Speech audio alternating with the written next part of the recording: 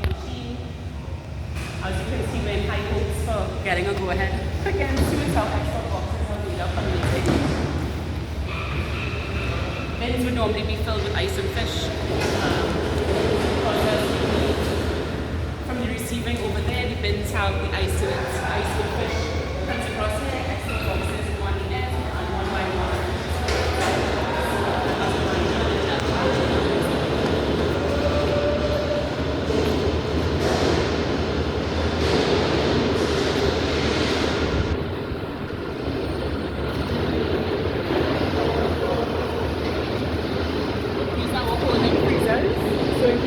One of them has bait for the fishermen for the trips to go out, which we usually reorder the bait for full season.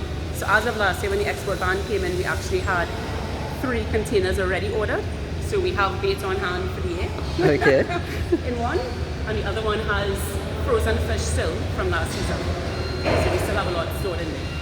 All of these bins during a regular season will be filled with either ice waiting, so we use the ice machine. We have 2 rooms over there.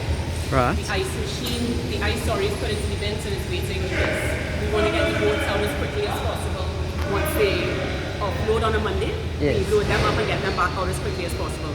So we always have bins of ice waiting and empty bins that we will put ice in to receive the fish at that point. So that's where all of these bins pile up before. They're normally you'd see water coming out of them because they're filled with stuff. Okay, so what is the processing capacity then? How many? In terms of freezing, The freezing, yeah. I want to say it's 80 tons of capacity, but I can check that for you to be sure because the technical side of it, I can't tell off the top of my head. Okay. But I can certainly look up that information for you. Yeah. So we have the freezing, the holding capacity. I can tell you how much ice we make as well, and then you can go and see the processing room. Thanks, yeah. But basically, and also how many? Processing is done. Receiving a fish, the export tuna is sent out whole. So the export tuna does not require processing really. We just make sure we wash it off, we make sure the guts, but it's gutted and bled already at sea. Okay. We just make sure everything is clean, everything is secure in it. On ice, moving 1 second. No problem. Yeah. We just make sure it goes on ice, temperature is good, we take a probe, but other than that, it's just packing. Okay. Packing I was and just getting wondering ready how many tons of tuna would pass through here. Would pass through here? I could check for you. I'm just curious to know the scale of how big it is, yeah. In terms of export, we do about 1 million pounds of the elephant tuna a year, or just under. I think it's been around 900,000 the last 2 or 3 years. And the frozen tuna is probably another, I have to check it, but I want to say it's probably about 150,000 pounds. Ocean gar, which is a sailfish, probably another 50,000. Depends on the season. We've had a few seasons before where the ocean gar was very high compared to tuna. Marlin and sword, very low. Very low. Marlin is probably only about 25,000 pounds. Swordfish, even lower than that, I would say. So not much. So this marlin swordfish thing is weird. Okay. Weird. I don't know who drank that number up. So this is the other side of the receiving and the side as we came in, yeah. Yeah. So that's what we saw before. As you can see, every pallet jack. So that's usually how we would take the bins in and out. Comes in or the forklift, depending on if it's full with fish, we need a forklift. Oh yes. And that scale is for the receiving. We would usually have bins right there with ice that we're putting the tuna into straight off the scale. That is the manual part of it where we receive. We have looked at and we have put in the capacity to be able to monitor at the scale and take that weight and integrate it directly into our system. But the fishermen want a written, and there's nothing wrong with manual. At the end of the day, a manual is something you can always go back to the system speed. So we don't have it 100% automated yet from receiving. But it's something we've spoken about and looked at.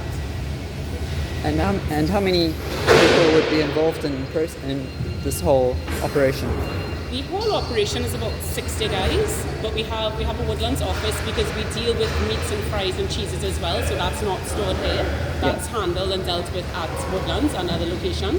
So we have about 12 people down there, but we have sales, admin, accounts, maintenance, and production. The production here for the processing of the fish directly is about 15 guys. 15 people, okay. Yeah. And that's because they deal with the receiving, the ice, loining, cutting, prepping orders for customers.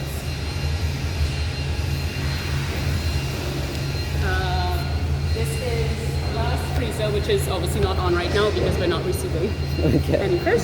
Okay. But normally we would have that last freezer so that we would obviously freeze whatever fish is being held put into there.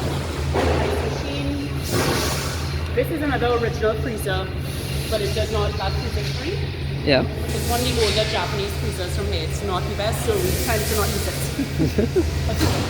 And then we have the main processing area back there where we slice fish and loin off the side. So this would be for fresh fish production here. Yeah. This is where we would loin and prepare orders for customers for any fresh fish. Yeah, because that's the other thing about the loins and the steaks and the... Yes. So the steaks would all be frozen, so we would just slice that. This is obviously for whatever pounds they've cut. This is the waste from the fish. So we actually have to pay the garbage to come and truck out. Because it ends up being so much for us. We throw it away. Yeah. That's what I was wondering about that, the fish waste and the bycatching fish waste. Yeah. I know, I think there's been a few projects over the years where they've thought about what we can do with waste. I was just telling him that waste, that's from slicing fish just this morning, and we're going to pay the garbage to come and truck that away. It's too much. You don't have anything to do with it. So we're going to do something else with that. You could donate it to any project that we do. Yeah. I don't know.